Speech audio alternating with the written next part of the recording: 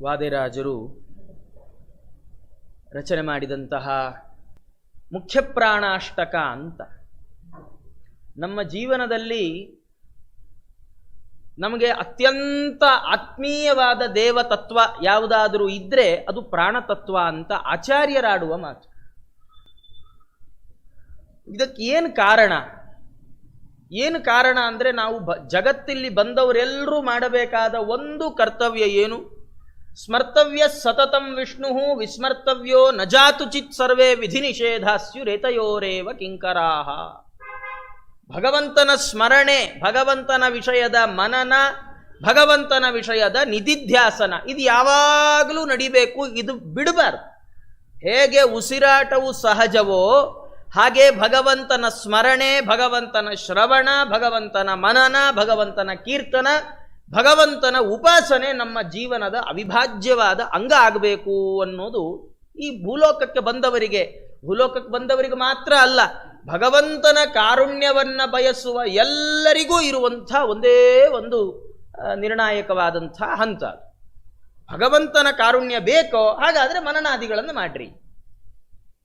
ನಾವು ಮಾಡಬೇಕಲ್ವ? ಹಾಗಾದರೆ ಭಗವದ್ ವಿಷಯಕವಾದಂತಹ ಜ್ಞಾನವನ್ನು ಪಡೆದುಕೊಂಡು ಭಗವಂತನ ಉಪಾಸನೆಯನ್ನು ಮಾಡ್ತಾ ಭಗವಂತನ ಚಿಂತನೆಯನ್ನು ಮಾಡಬೇಕಾದ್ದು ನಮ್ಮದು ಕರ್ತವ್ಯ ಅಂದಮೇಲೆ,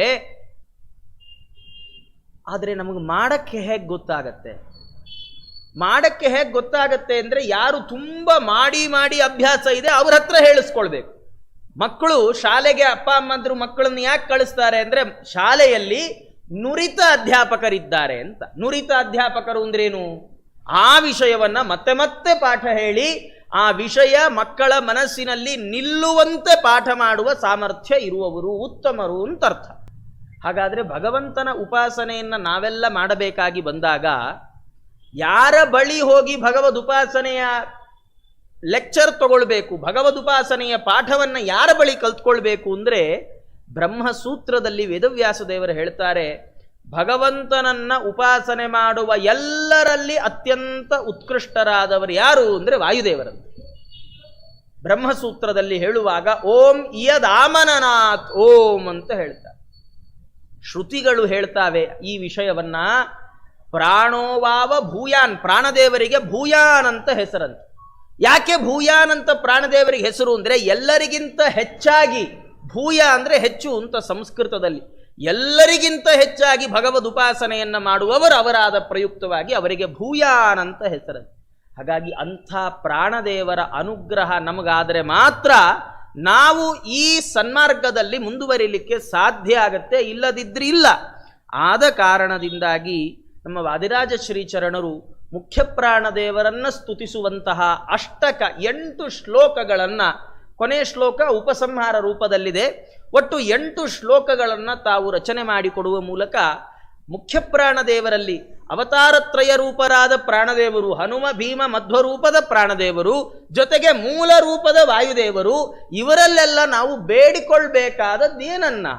ನಮಗೆ ದೇವರ ಹತ್ರ ಬೇಡ್ಕೊಳ್ಳಕ್ಕೆ ದೊಡ್ಡ ಲಿಸ್ಟ್ ಇದೆ, ಲಕ್ಷ್ಮಿ ಹತ್ರ ಬೇಡ್ಕೊಳ್ಳಿಕ್ಕೆ ಇಷ್ಟು ಗೊತ್ತಿದೆ, ಇನ್ಯಾರ ಹತ್ರ ಏನೇನು ಬೇಡ್ಕೊಳ್ತೀವಿ. ಆದರೆ ವಾಯುದೇವರ ಬಳಿ ಏನನ್ನು ಬೇಡ್ಕೊಳ್ಬೇಕು ಅದನ್ನು ಅವರಲ್ಲಿ ನಮಗೆ ತಿಳಿಸಿಕೊಡ್ಲಿಕ್ಕೇನೋ ಎಂಬಂತೆ ಈ ಮುಖ್ಯ ಪ್ರಾಣಾಷ್ಟಕವನ್ನು ಅವರು ತಾವು ರಚನೆ ಮಾಡಿದ್ದಾರೆ. ವಾದಿರಾಜರದ್ದು ಇದೊಂದೇ ಕೃತಿಯಲ್ಲ. ವಾಯುದೇವರ ಬಗ್ಗೆ ಮಧ್ವಾಚಾರ್ಯರ ಬಗ್ಗೆ ಹೇಳುವಂತಹ ಮಧ್ವಮುನಿ ಪ್ರತಾಪಾಷ್ಟಕ ಅಂತ ಇನ್ನೊಂದಿದೆ, ಅದಲ್ಲ ಇದು. ಅದು ಅತ್ಯದ್ಭುತವಾದ ಮತ್ತೊಂದು ರಾಜರದ್ದೇ ಕೃತಿ. ಅದು ಆಚಾರ್ಯ ಮಧ್ವರ ಗುಣಗಳನ್ನು ಕೊಂಡಾಡಿದರೆ, ಅವರ ಪ್ರತಾಪ ಎಂಥದ್ದು ಅಂತ ಕೊಂಡಾಡಿದರೆ, ಈ ಮುಖ್ಯ ಪ್ರಾಣಾಷ್ಟಕದಲ್ಲಿ ಎಲ್ಲ ಅವತಾರಗಳು ಮತ್ತು ಮೂಲ ರೂಪದ ವಾಯುದೇವರ ಬಗ್ಗೆ ನಮಗೊಂದು ಚಿತ್ರಣವನ್ನು ಕೊಡ್ತಾರೆ. ಪ್ರಾರ್ಥನೆ ಮಾಡಬೇಕಂತೆ ಜೀವ ವಾಯುದೇವರಲ್ಲಿ ಪ್ರಾರ್ಥನೆ ಮಾಡಬೇಕು. ಯಾಕೆ? ಅವರು ಜೀವೋತ್ತಮರಲ್ಲ, ಸರ್ವೋತ್ತಮನನ್ನ ಒಲಿಸಿಕೊಳ್ಬೇಕಾದ್ರೆ ದಾರಿ ಜೀವೋತ್ತಮರು. ಹಾಗಾಗಿ ಬಾಗಿಲಿಲ್ಲದೆ ಮನೆ ಒಳಗೆ ಹೇಗೆ ಹೋಗೋದು? ಮೇಸ್ತ್ರಿ ಬಂದು ಎಲ್ಲ ಮನೆ ತುಂಬ ಚೆನ್ನಾಗಿ ಫಿನಿಶ್ ಆಗಿದೆ ಸರ್, ಬಾಗಿಲಿಗೊಂದು ಜಾಗ ಆಗಲಿಲ್ಲ, ಗೋಡೆನೆ ಕಟ್ಟಿಸ್ಬಿಟ್ಟೆ ಅಂದ್ರೆ ಏನು ಹಣೆ ಬಾರ. ಹಾಗಾದ್ರೆ ಮನೆಗೆ ಯಾವುದು ಮುಖ್ಯ? ಬಚ್ಚಲ ಮನೆ, ಅಡುಗೆ ಮನೆ ಅಲ್ಲ, ಬಾಗಿಲು ಮುಖ್ಯ. ಹಾಗೆ ಭಗವಂತನನ್ನು ತಲುಪಿಕೊಳ್ಬೇಕಾದ್ರೆ ಯಾರು ಮುಖ್ಯ ಅಂದ್ರೆ ನಮಗೆ ಬಾಗಿಲಿನಂತಿರುವವರು ಜೀವೋತ್ತಮರಾದ ವಾಯುದೇವರಾದ ಪ್ರಯುಕ್ತ ಅವರು ಮುಖ್ಯ. ಹಾಗಾಗಿ ಅವರನ್ನು ಸ್ತೋತ್ರ ಮಾಡ್ತಾ ವಾದಿರಾಜರಂತಾರೆ, ಭಕ್ತಿಂ ಶ್ರೀರಮಣಸ್ಯ ಪಾದಯುಗಲೇ ಪ್ರೀತ್ಯಾ ಪ್ರದೇಶೀಹ ಮತ್ ಚಿತ್ತಂ ತತ್ಪದ ಪದ್ಮಚಿಂತನರತಂ ನಿತ್ಯಂ ವಿಧೇಹ್ಯಚ್ಯುತಂ ತ್ವತ್ತಾತಂ ಮಯಿ ಸುಪ್ರಸನ್ನ ಮಧುನಾ ವಿಜ್ಞಾಪ್ಯ ಕುರುವಂಜಸಾ ಸ್ವಾಮಿನ್ ಪ್ರಾಣಗಣಾಧಿನಾಥ ದಯಯ ದಾಸಂ ಹಿಮಾಂ ಪಾಲಯ. ಅವರು ಪ್ರಾರಂಭ ಮಾಡ್ತಾ ಮುಖ್ಯ ಪ್ರಾಣದೇವರನ್ನ ಅವರು ಕೇಳ್ಕೊಳ್ಳೋದೇ ಏನು? ಸ್ವಾಮಿನ್ ಪ್ರಾಣಗಣಾಧಿನಾಥ ದಯಯ ದಾಸಂ ಹಿಮಾಂ ಪಾಲಯ. ಸ್ವಾಮಿ, ನೀವು ಸ್ವಾಮಿ, ನಾನು ನಿಮ್ಮ ದಾಸ. ಯಾಕೆಂದ್ರೆ ಆಚಾರ್ಯರು ಕೊಟ್ಟ ತತ್ವ ಭೇದೋ ಜೀವಗಣಾಹ ಹರೇರನುಚರಾಹ ನೀಚೋಚ್ಚ ಭಾವಂ ಗತಾಹ. ಬೇರೆ ಯಾವ ತತ್ವ ಸಿದ್ಧಾಂತಗಳಲ್ಲಿಲ್ಲದ ಒಂದು ಅಪೂರ್ವ ಪ್ರಮೇಯವನ್ನು ನಮಗೆ ಆಚಾರ್ಯ ತಿಳಿಸಿಕೊಟ್ಟಿದ್ದಾರೆ. ಇದು ಅನ್ನಿಸ್ಬೋದು, ಏನು ಎಲ್ಲ ಇನ್ನೂ ಭೇದ ಭಾವ ಮಾಡ್ತೀರಲ್ಲ.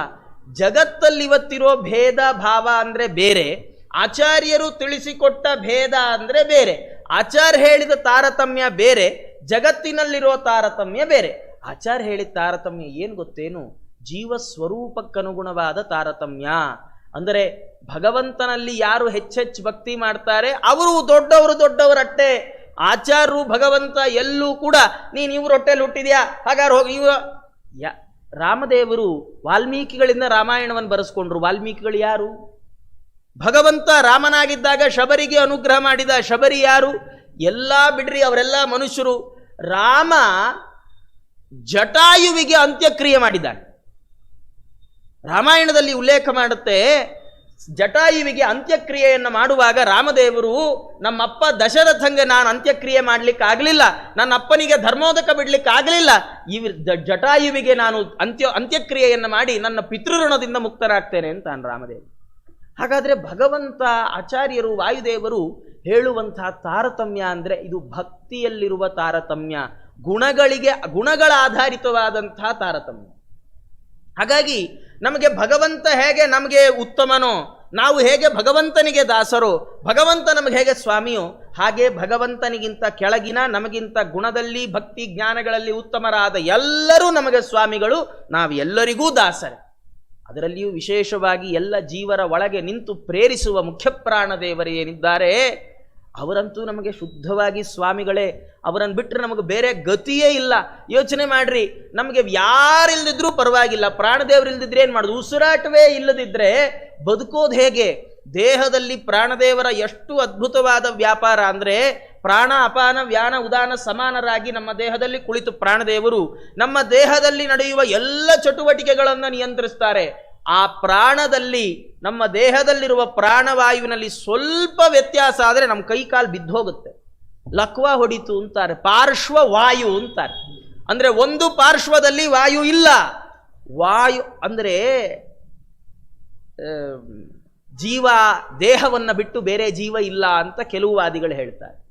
ದೇಹವೇ ಜೀವ ಅಲ್ಲ. ಹೇಗೆ ಅಂದರೆ ಅವ್ರು ಹೇಳೋದು, ಈಗ ಎಲೆ ಹಸಿರು, ಸುಣ್ಣ ಬಿಳಿ, ಅಡಿಕೆ ಕಪ್ಪು, ತಿಂದ್ರೆ ಬರೋ ಬಣ್ಣ ಯಾವುದು?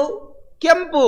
ಹಾಗೆ ಈ ದೇಹ ಏನಿದೆ ಇದರಲ್ಲಿ ಬರೀ ಕೈಯಲ್ಲಿ ಬರೀ ಕೈ ಜೀವ ಅಲ್ಲ, ಬರೀ ಕಾಲು ಜೀವ ಅಲ್ಲ, ಬರೀ ತಲೆ ಜೀವ ಅಲ್ಲ, ಬರೀ ಕೂದಲು ಜೀವ ಅಲ್ಲ, ಬರೀ ರಕ್ತ ಜೀವ ಅಲ್ಲ, ಬರೀ ಮಾಂಸ ಜೀವ ಅಲ್ಲ, ಬರೀ ಮೂಳೆ, ಆದ್ರೆ ಎಲ್ಲ ಗುಟ್ಟೆ ಹಾಕಿದ್ರೆ ಅದೇ ಒಂದು ಜೀವ. ಯಾಕಾಗಬಾರ್ದು ಅಂತಾರೆ. ಅವ್ರ ಲಾಜಿಕ್ ಅರ್ಥ ಆಗತ್ತೆ ನಮಗೆ. ಆದರೆ ಶರೀರವನ್ನು ಬಿಟ್ಟು ಬೇರೆ ಜೀವ ಇದ್ದಾನೆ, ಅದಕ್ಕೆ ವಾಯುದೇವರ ಅನುಗ್ರಹ ಬೇಕು ಅನ್ಲಿಕ್ಕೆ ಕಾರಣಗಳನ್ನು ಕೊಡ್ತಾ ದೊಡ್ಡವರು ಹೇಳುವಾಗ ಹೇಳ್ತಾರೆ, ದೇಹಕ್ಕೆ ಪಾರ್ಶ್ವವಾಯು ಬಂತು ಅಂತಾರೆ. ನಿಮ್ಮ ದೇಹದಲ್ಲಿ ನಿಮ್ಮ ದೇಹ, ನೀವು ಬದುಕಿದ್ದೀರಾ? ಬದುಕಿದ್ದೇವೆ. ನೀವು ಉಸಿರಾಡ್ತಾ ಇದ್ದೀರಾ? ಆದರೆ ಒಂದು ಭಾಗ ಮಾತ್ರ, ಯಾವುದೋ ಒಂದು ಅವಯವ ಮಾತ್ರ ಏನು ಚಲನೆ ಇಲ್ಲದೆ ಬಿದ್ದೋಗಿದೆ, ಅಷ್ಟೇ ಬಿದ್ದೋಗಿದೆ. ಅದು ಚಲನೆಯೇ ಇಲ್ಲದೆ ಬಿದ್ದೋಗಿದೆ. ಹಾಗಾದ್ರೆ ಬಿದ್ದೋಯ್ತಾ? ಇಲ್ಲ, ಅದು ಮಂದಿ ಯಾವತ್ತಾರು ಚಲನೆ ಬರ್ಬೋದು. ಅದರಲ್ಲಿ ಎಷ್ಟು ವ್ಯತ್ಯಾಸ, ಎಷ್ಟು ವಿಚಿತ್ರ. ನಮ್ಮ ಶರೀರದಿಂದ ಪ್ರಾಣ ಹೋದ್ರೆ ಈ ದೇಹ ಇನ್ನೆಂದೂ ಈ ದೇಹಕ್ಕೆ ವಾಪಸ್ ಪ್ರಾಣ ಬರಲ್ಲ, ಸುಟ್ಟು ಹಾಕ್ಬೇಕು. ಆದರೆ ಅರ್ಧ ಶರೀರ ಜೀವ ಬಿದ್ದದ್ದು ವಾಪಸ್ ಎದ್ದು ಚಿಗುರಿ ಬರಬಹುದು. ಯಾಕೆ? ಹಾಗಾದ್ರೆ ನಾವು ಶರೀರವೇ ಆತ್ಮ ಆದರೆ ಅರ್ಧ ಶರೀರ ಬಿದ್ದದ್ದು ಯಾಕೆ? ಅರ್ಧ ಶರೀರ ಬಿದ್ದದ್ದು ಅರ್ಧ ಆತ್ಮ ಸತ್ತಿತ್ತು ಅಂತಾದ್ರೆ ಆ ಅರ್ಧ ಶರೀರದಲ್ಲಿ ಪುನಃ ಔಷಧೋಪಚಾರಿಗಳಿಂದ ಚಲನೆ ಬಂದದ್ದು ಹೇಗೆ? ಇದನ್ನೆಲ್ಲ ತೋರಿಸ್ತಾ ಆಚಾರಂತಾರೆ, ಹಾಗಾಗಿ ದೇಹ ಬೇರೆ ಜೀವ ಬೇರೆ, ಈ ದೇಹಕ್ಕೆ ಜೀವನಿಗೆ ಸಂಬಂಧ ಕಲ್ಪಿಸುವ ಪ್ರಾಣದೇವರು ಬೇರೆ. ಹಾಗಾಗಿ ಅಂಥ ಪ್ರಾಣದೇವರನ್ನ ಪ್ರಾಣಗಣಾಧಿನಾಥ, ನಮ್ಮ ಪ್ರಾಣಕ್ಕೆ ಮಾತ್ರ ಅಲ್ಲ, ಜಗತ್ತಿನಲ್ಲಿ ಯಾರ್ಯಾರು ಪ್ರಾಣಿಗಳಿದ್ದಾರಲ್ಲ, ಪ್ರಾಣಿಗಳು ಅಂದರೆ ನಾವು ಪ್ರಾಣಿಗಳೇ, ನಾವು ಮನುಷ್ಯ ಪ್ರಾಣಿಗಳು, ಅವು ಬೇರೆ ಪ್ರಾಣಿಗಳು. 2 ಕಾಲಲ್ಲಿ ನಡೆಯೋವು, 4 ಕಾಲಲ್ಲಿ ನಡೆಯೋವು, 6 ಕಾಲಲ್ಲಿ ನಡೆಯೋವು, 8 ಕಾಲಲ್ಲಿ ನಡೆಯೋವು, 12 ಕಾಲ, ಹೀಗೆ ವ್ಯತ್ಯಾಸ ಬಿಟ್ಟರೆ ಯಾರ್ಯಾರಿಗೆ ಪ್ರಾಣ ಇದೆಯೋ, ಯಾರ್ಯಾರು ಪ್ರಾಣದೇವರ ಅನುಗ್ರಹದಿಂದ ಶ್ವಾಸೋಚ್ಛ್ವಾಸಗಳನ್ನು ಮಾಡ್ತಾ ಇದ್ದಾರೋ ಎಲ್ಲರೂ ಪ್ರಾಣಿಗಳೇ. ಅದರಿಂದ ಅವರೆಲ್ಲರ ಪ್ರಾಣಕ್ಕೆ ಪ್ರಾಣಗಣ, ಆ ಪ್ರಾಣಗಳ ಸಮೂಹಕ್ಕೆ ಅಧಿನಾಥ ನಾಯಕರಾದ ಪ್ರಾಣದೇವರೇ, ನೀವು ದಾಸಂ ಹಿಮಾಂ ಪಾಲಯ, ದಾಸ ನಾನು, ನೀವು ಈಶರು, ನಾವು ನಿಮ್ಮ ದಾಸ. ಹಾಗಾಗಿ ಭೃತ್ಯರ ರಕ್ಷಣೆ ಯಜಮಾನರ ಕರ್ತವ್ಯ ಅಂತ. ಭೃತ್ಯರಿಗೇನಾದರೂ ತೊಂದರೆ ಆದರೆ ಯಜಮಾನರು ಅದಕ್ಕೆ ಬಾಧ್ಯಸ್ಥರಾಗ್ತಾರೆ. ಎಲ್ಲಿವರೆಗೆ ಭೃತ್ಯನಿಗೆ ಏನಾದರೂ ಉಪವಾಸ ಮಾಡಲಿಲ್ಲ, ಏಕಾದಶಿ ಭೃತ್ಯ ಉಪವಾಸ ಮಾಡದಿದ್ರೆ ಪಾಪ ಯಜಮಾನಂಗೆ. ಭೃತ್ಯನ ಎಲ್ಲ ಆಗುಹೋಗುಗಳ ನಿಯಾಮಕತ್ವ ಯಜಮಾನನಿಗಿರುವಂಥದ್ದು. ಹಾಗಾಗಿ ಅವರಂದ್ರು, ನಾನು ನಿಮ್ಮ ಭೃತ್ಯ ಇದ್ದೇನೆ, ದಯಮಾಡಿ ನನ್ನನ್ನು ಕಾಪಾಡಿಕೊಳ್ಳ್ರಿ, ನನ್ನನ್ನು ರಕ್ಷಣೆ ಮಾಡ್ರಿ. ಅಲ್ಲ, ರಕ್ಷಣೆ ಮಾಡೋದು ಅಂದರೆ ಹೇಗೆ? ರಕ್ಷಣೆ ಮಾಡೋದು ಅಂದರೆ ಹೇಗೆ? ಒಂದೇ ಬಗೆಯ ರಕ್ಷಣೆ ಅಲ್ವಲ್ಲ, ಒಂದೊಂದು ಬಗೆಯಲ್ಲಿ ರಕ್ಷಣೆ ಮಾಡುತ್ತೆ. ಈ ಕೋತಿ ತನ್ನ ಮರಿಯನ್ನು ರಕ್ಷಣೆ ಹೇಗೆ ಮಾಡುತ್ತೆ? ಹೊಟ್ಟೆ ಕೌಚಿಟ್ಕೊಂಡು ರಕ್ಷಣೆ ಮಾಡುತ್ತೆ. ಹುಲಿ ಸಿಂಹಗಳು ಬೆಕ್ಕಿನ ಜಾತಿಯ ಪ್ರಾಣಿಗಳು ಹೇಗೆ ರಕ್ಷಣೆ ಮಾಡ್ತಾವೆ? ಬಾಯಲ್ಲಿ ಕಚ್ಚಿಟ್ಕೊಂಡು ರಕ್ಷಣೆ ಮಾಡ್ತಾವೆ. ಕೆಲವು ಜಾತಿ ಕಪ್ಪೆಗಳು ಬೆನ್ನಲ್ಲಿ ಇಟ್ಕೊಂಡು ರಕ್ಷಣೆ ಮಾಡ್ತಾವೆ. ಚೇಳು ತನ್ನ ಮರಿಗಳನ್ನು ಬೆನ್ನಲ್ಲೇ ಹೊತ್ಕೊಂಡು ರಕ್ಷಣೆ ಮಾಡುತ್ತೆ. ಏಡಿ ಹೊಟ್ಟೆ ಒಳಗೇ ಹೊತ್ಕೊಂಡು ರಕ್ಷಣೆ ಮಾಡುತ್ತೆ. ರಕ್ಷಣೆ ಮಾಡೋದು ಅಂದರೆ ಹೇಗೆ? ಮನುಷ್ಯರನ್ನು ಹೀಗೆಲ್ಲ ರಕ್ಷಣೆ ಮಾಡೋಕ್ಕಾಗೋದೇ ಇಲ್ಲ.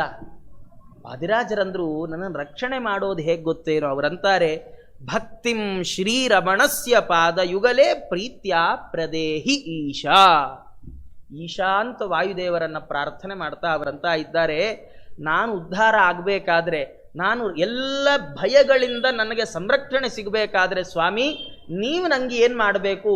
ನನ್ನ ಮೇಲೆ ಪ್ರೀತಿಯಿಂದ, ಪ್ರೀತಿ ಅಂದ್ರೆ ಏನು ಅಭಿಪ್ರಾಯ?